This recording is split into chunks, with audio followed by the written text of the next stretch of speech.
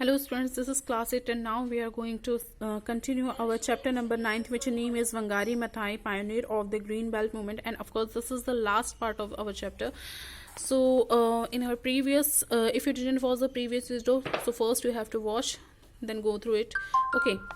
So now I'm going to read and you have to follow me line by line. Initially the work was difficult because our people have been persuaded to believe that because they are poor, they lack not only capacity but also knowledge and skills to address their challenges. तो जो Wangari Maathai थी, उन्होंने जब green belt movement शुरू किया था, जब वो इस अवार्ड को रिसीव करने आई थी, तो तब उन्होंने कहा कि जब शुरुआत में उन्होंने इस मूवमेंट के लिए, यानी कि कंजर्वेशन ऑफ एनवायरनमेंट हो गया या फिर एनवायरनमेंट के लिए जितने भी जो उन्होंने वर्क किए, तब उन्होंने बताया कि स्टार्टिंग में ये जो वर्क था ये बहुत ज़्यादा डिफ़िकल्ट हो गया था कि पीपल को कलेक्ट करना, उनको पर्सिडेट करना, उनको मनाना उस चीज़ के लिए, क्योंकि वो लोग ये सोचते थे कि हम लोग तो पुअर है और हम लोग गरीब है, दैट्स वाई हमारे पास पैसे की कमी है, तो हम लोग कुछ नहीं कर सकते. हम दे लेक नॉट ओनली कैपिटल, मतलब कि उनके पास कैपिटल जो है मनी, उसकी कमी थी, पुअर है उन लोग, उस पैसों की कमी थी, बट ऑल्सो नॉलेज, साथ ही साथ उनके पास जो कमी थी वो भी थी नॉलेज और स्किल्स की. क्यों? क्योंकि उन लोग एजुकेटेड नहीं थे. So instead they are conditions to believed that solution to their problems must come from the outside. और उन लोग शायद ये सोचते थे, बजाय इसके, मतलब कि उन लोग ये सोचते थे कि शायद जो हमारी प्रॉब्लम है उसका जो सॉल्यूशन है वो आउटसाइड से आएगा, यानी कि बाहर से आएगा. कोई ना कोई हमारी जो प्रॉब्लम है, जो इन्वायरमेंट जो है वो उसको कंजर्व करने के लिए, या फिर जितनी भी जो उनकी प्रॉब्लम थी, उनकी जो पुअर्स थे, उनकी लाइफ को वेल बनाने के लिए, तो ये जितनी भी जो प्रॉब्लम्स है इसका सॉल्यूशन हम नहीं कर सकते, बल्कि इसका जो सॉल्यूशन है वो कहीं बाहर से आना चाहिए, यानी कि गवर्नमेंट हमारे लिए कुछ करेंगी. ओके, तो उन लोग ये ऐसा सोचते थे. Further, women did not realize the meeting that their needs depends on their environment being healthy and well managed.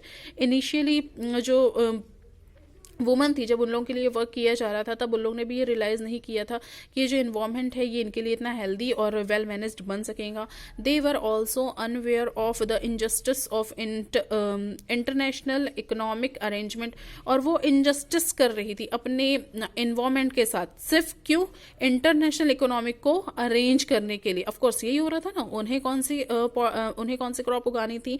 जो कैश क्रॉप्स थी, यानी कि चाय और टी एंड कॉफ़ी की. ओके, जिसको लोग एक्सपोर्ट करके क्या कर सके थे? सिर्फ अरेंज कर सकते थे, यानी कि मनी एक्सपोर्ट करते थे और बाहर देश से हमको पैसा आता था. तो लोग इनजस्टिस कर रहे थे किसके साथ? अपने इन्वायरमेंट के साथ. क्यों? तो जो इंटरनेशनल इकोनॉमिक है उसको अरेंजमेंट करने के लिए, उसकी अरेंज करने के लिए. In order to assist communities to understand this linkage, we develop a citizen education program. और फिर धीरे धीरे बाद में ये हुआ कि उन लोग ये जो कम्युनिटी थी इससे अपने आप को लिंक करने लगे, और फिर बाद में उन्हें सिटीज़न एजुकेशन प्रोग्राम था उसको अरेंज किया, और धीरे धीरे उन्होंने जो वीडियो थे वो उसको डेवलप करना शुरू किया. The causes the possible solution linkage, we develop a citizen education program. और उन्होंने सिटीजन एजुकेशन मतलब कि जो नागरिकता संरक्षण के जो प्रोग्राम होते हैं उसको अरेंज करना शुरू किया, जिससे नागरिक जो है वो शिक्षित हो सके. Okay, so were people identified their problem. अगर पीपल जो है वो अपने जो प्रॉब्लम है उसको आइडेंटिफाई करने लगे, the cause and the possible solution they. तो जब हम लोग अपनी प्रॉब्लम को आइडेंटिफाई करेंगे तभी जो हमारा सॉल्यूशन है वो पॉसिबल हो पाएगा निकलना. They then made connections between their own personal action and the problem they have witnessed in the environment and in the society. Although initially the Green Belt movement's tree planting activities did not address issue of the democracy and peace. Starting में क्या हुआ था students की, ये जो वो आगे बोलती है मथाई बताते हैं आगे कि स्टार्टिंग में ये जो ग्रीन बेल्ट मूवमेंट था, ये इसने ना सिर्फ इसका जो ऑटो था वो क्या था कि सिर्फ ट्री प्लांटिंग एक्टिविटीज़ हम लोग को करवानी है, यानी कि हमारा जो इन्वायरमेंटल कंजर्वेशन ही हमको उसके लिए ही कुछ भी जो एक्टिविटीज़ है वो करवानी है. तो इसमें डेमोक्रेसी और पीस से रिलेटेड कोई इशू नहीं था स्टार्टिंग में. ओके, मतलब जो पूरा ध्यान था उन लोगों का सिर्फ ट्री प्लांटिंग में ही था. बट धीरे धीरे ये जो बाद में जो इश्यू है वो डेमोक्रेसी और पीस पर भी बढ़ गया. It soon become clear that the responsible governance of the environment was impossible without democratic space. बाद में धीरे धीरे हमको ये मतलब उन लोगों ने ये रियलाइज किया कि ये जो रिस्पॉन्सिबिलिटी है वो गवर्नमेंट की है, और इसके लिए जो डेमोक्रेटिक गवर्नमेंट है यानी कि जो डेमोक्रेसी है वो बहुत ज़्यादा मायने रखती है, बहुत ज़्यादा इंपॉर्टेंट रखती है, तभी हमारा ये जो वर्क है वो हो पाएगा. Therefore the trees become a symbol for the democratic struggle in Kenya. और धीरे धीरे जो ट्रीज लग रहे थे वो डेमोक्रेटिक का सिंबल बनने लगे थे केन्या में. And in many parts of the country trees of peace were planted. और बहुत सारी मतलब जो कंट्री में जितने भी जो ट्रीज लगाए गए वो शांति के जो शांति है उसे प्लांट करना भी जरूरी हो गया था, और इसकी जो शांति थी उसे स्थापित की गई. Through the green belt movement thousand of ordinary citizens were mobilised मतलब होता है motion, and empowered to take an action effect change.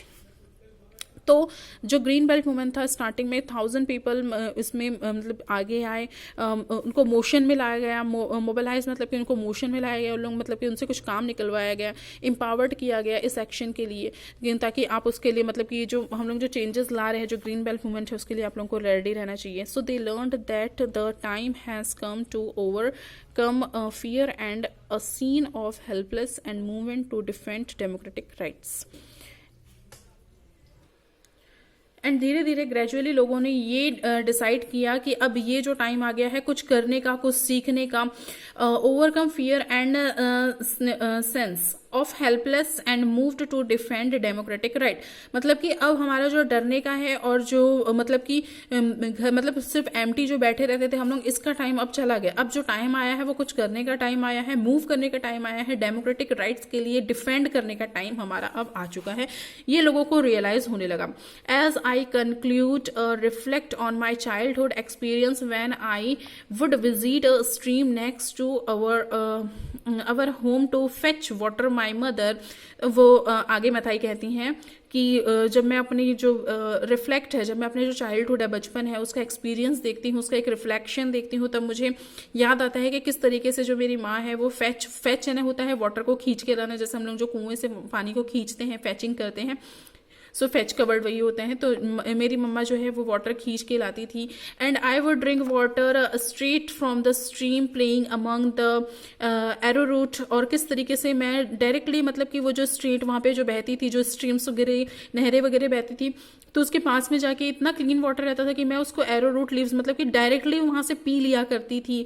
I tried in vain to pick up the strength of frogs egg believing they were bits. तो ये वो आगे बताती है कि वो जो नहरें होती थी उसके अंदर में जो फ्रॉग्स होते थे, उन लोग ने जो एग्स दिए होते थे, तो मैं ये बिलीव करती थी मतलब कि मैं उन लोगों को डायरेक्टली उठाने की कोशिश करती थी कि इस उम्मीद के साथ कि वो एक मोती होंगे, एक पर्ल होंगे, है ना.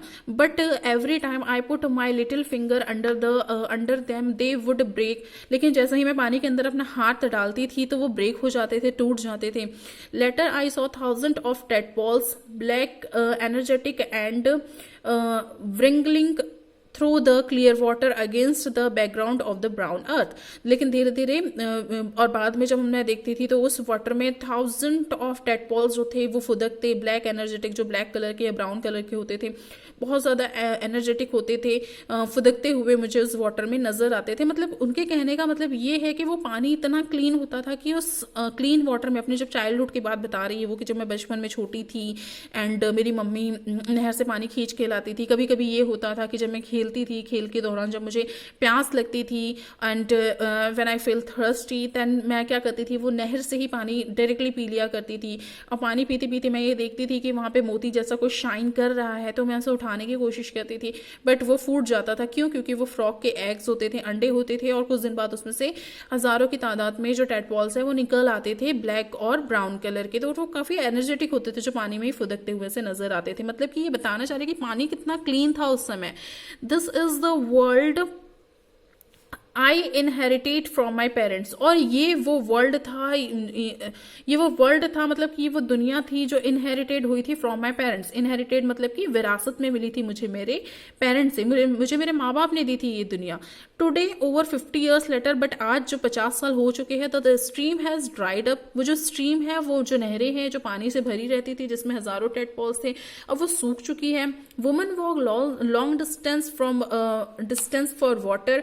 और जो वुमन्स है, उन लोगों को हजारों मील दूर जाना पड़ता है, बहुत लंबी जो सफर है, ट्रेवल है, वो करना पड़ता है वाटर पीने के लिए, which is not always clean, जो कि फिर भी क्लीन भी नहीं होता है। And childrens will never know what they have lost. और यहाँ पे बच्चों को पता ही नहीं है कि वो क्या चीजें अपने लाइफ से खो रहे हैं। The challenge is to restore the home of tadpoles and give back to our children a world of beauty and wonder. तो ये हमारा जो चैलेंज है, और मतलब अब करना हमें ये है कि हमें रिस्टोर करना है अपने घर को, उन हजारों टेडपोल्स के घरों को जो पानी में फुदकते थे। यानी कि अब वो बता रही है कि हमको फिर से वही दुनिया को वापस लाना है अपने बच्चों के लिए। हमें अपने बच्चों को, ये जो चिल्ड्रन है हमारे, उनको वो वही जो वर्ल्ड है, वो ब्यूटी ऑफ वंडर है, वो दिखाना है, वो बताना है कि वो क्या चीज मिस कर रहे हैं, इसलिए हमको वापस से उन्हें लाना है। दैट्स वाई हमें नीड है किस चीज की, इन्वायरमेंट को कंजर्व करने की। ओके, तो यहाँ पे ये जो मथाई है, जब उन्होंने अपना पीस ऑफ नोबेल लिया, तो उसको रिसीव करते हुए उन्होंने ये अपनी स्पीच दी थी और बताया था कि किस तरीके से उन्होंने पूरा सफर किया ग्रीन बेल्ट मूवमेंट का। So students, this is really a very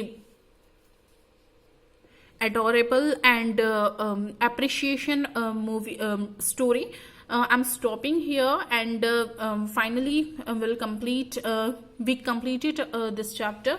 So I will provide the question answers of Let's Tries on your group. Okay, so see you soon with the new chapter of this your syllabus. Till then, take care, bye bye. And once again, students, I'm telling you, if you have any problem, any queries, so without any hesitation, you can ask me. Okay.